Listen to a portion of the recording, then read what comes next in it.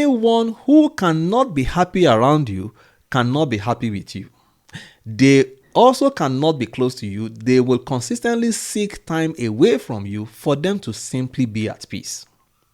My name is Sheon Afolayan. I am your bliss catalyst. Follow me for unpopular tips that can transform your marriage right away.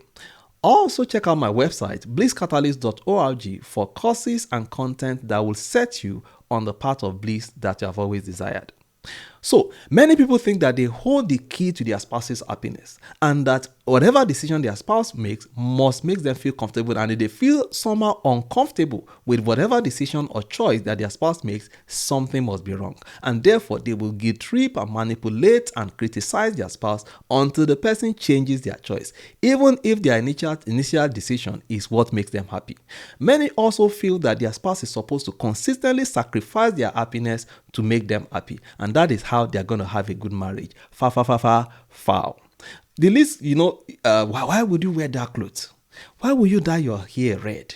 I mean, why will anybody eat rice with egusi soup?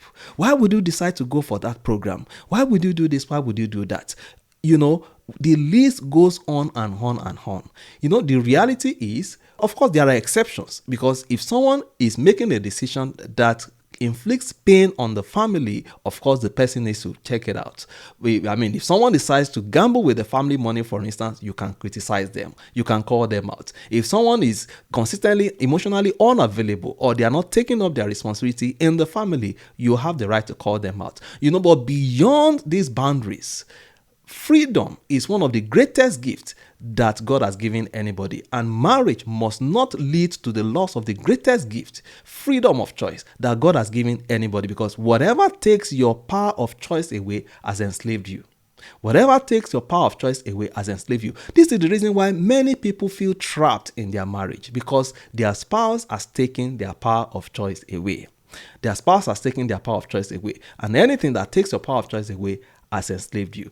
Marriage comes with enormous responsibility, but marriage must not come with slavery.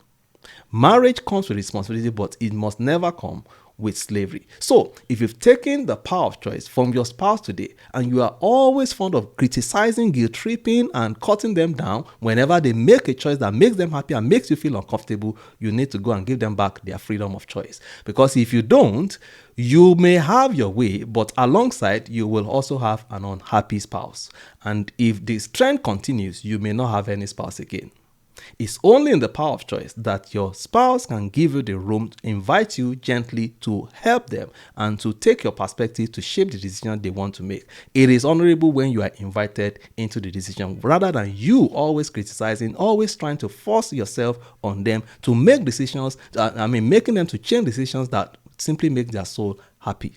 You don't want to just have a spouse, you want a happy spouse. And therefore, you need to stop controlling your spouse. Allow them to be free to make decisions that make them happy, even if sometimes it makes you uncomfortable. And as you do that, I wish you bliss.